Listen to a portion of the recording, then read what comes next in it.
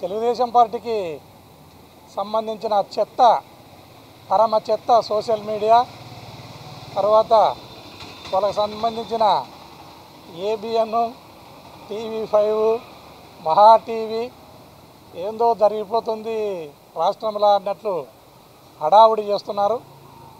ఊర్ల పెళ్లికి కుక్కలు హడావుడి చేసినట్లు ఈ టీవీలు వాళ్ళ పేపర్లు హడావుడి చేస్తూ ఉన్నాయి. కాబట్టి నేను 4 మాటలు మీ ద్వారా ప్రజలకు తెలపాలనే ఉద్దేశంతో ఇక్కడికి రావటం జరిగింది. 2019లో తెలుగుదేశం పార్టీ 23 సీట్లకు పరిమితమైంది. 2024లో ముసిలోనికి ఆ 20 పక్కకి తీసేస్తే ముసిలోనికి ఆ ముందరి 3 మిగులుతాయి అనేది నా ఉద్దేశం. తర్వాత ఈ రాష్ట్రంలో అనేక కులాలు, మతాలు, ప్రాంతాలకు సమానమైన ప్రాతినిధ్యాన్ని కల్పించాలా, బీసీ, ఎస్సీ, ఎస్టీ, మైనార్టీలలో ఉండే అన్ని కులాలకు ఖచ్చితంగా రాజకీయ ప్రాధాన్యతను ఇవ్వాలా, ఏ కులం అయితే తక్కువ సంఖ్యలో ఉందో ఆ కులంలో కూడా నాయకత్వాన్ని స్ట్రెంగ్తెన్ చేయాలన్న ఉద్దేశంతో గౌరవ ముఖ్యమంత్రి జగన్మోహన్ రెడ్డి గారు రకరకాల మార్పులు చేర్పులు చేసుకుంటూ ఆయన ముందుకు వెళ్ళటం జరుగుతూ ఉంది. అందులో భాగంగానే హిందూపురానికి బోయ సామాజిక వర్గానికి చెందిన ఒక మహిళను అక్కడ పెట్టాలని పార్టీ నిర్ణయించింది. పార్టీ అనేది నాకు కన్నతల్లి లాంటిది. నాకు రాజకీయ జన్మనిచ్చి నన్ను ఎంపీని చేసి ఢిల్లీకి పంపించిన పార్టీ నాకు కన్నతల్లి లాంటిది. కన్నతల్లి లాంటి పార్టీ ఏం ఆదేశిస్తే ఆ ఆదేశాన్ని నేను శిరోధార్యంగా భావిస్తా.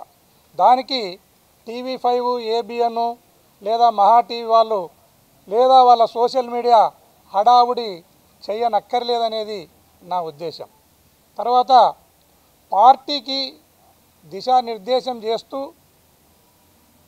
ఈ పార్టీని గౌరవంగా నడుపుతూ అందరు ఎవరొచ్చినా ఎంపీలు కానీ, ఎమ్మెల్యేలు కానీ, ఏ సామాన్య కార్యకర్త నుంచి ఎవరొచ్చినా కూడా ఎంతో ప్రేమగా, ఆప్యాయతతో, ఓపికతో మాట్లాడి ఉన్న విషయాన్ని వాళ్ళకి విశదీకరించి వాళ్ళ బాగోగులను చూస్తూ ముందుకెళ్తున్న సజ్జల రామకృష్ణారెడ్డి సార్ను నేనేదో ప్రశ్నించినట్లు మీడియాలో, వాళ్ళ సోషల్ మీడియాలో చెత్త ప్రచారం ఒకటి జరుగుతూ ఉంది. అయ్యా, పెద్దిరెడ్డి రామచంద్రారెడ్డి గారు ముఖ్యమంత్రి గారితో కొట్లాడినట్లు, గోరంట్ల మాధవ్ సజ్జల రామకృష్ణారెడ్డి సార్తో కొట్లాడినట్లు ఎందుకు ఈ చెత్త వార్తలు? భార్యాభర్తల మధ్యలో, అన్నదమ్ముల మధ్యలో, లేదా తల్లిదండ్రుల మధ్యలో, లేదా పార్టీలో స్వపక్షంలో ఒకరి మీద ఒకరికి మీరు ఖచ్చితంగా కలహాలు పెట్టడానికి ప్రయత్నం చేస్తున్నారు.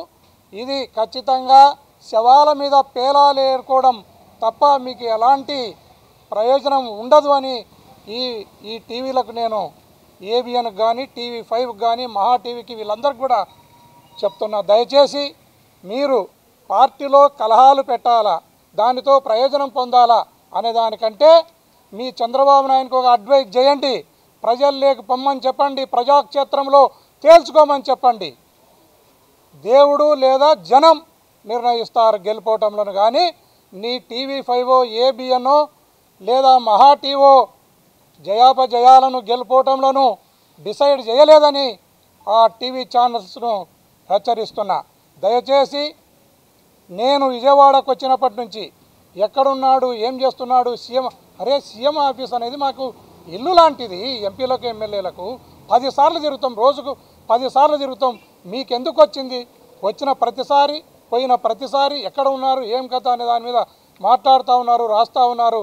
దయచేసి అట్లాంటి అవాస్తవమైన వార్తలకు పులి స్టాప్ పెట్టి నిజమైన వార్తలతో మీరు ముందుకు రావాలని ఈ సందర్భంగా తెలియజేస్తున్నాను.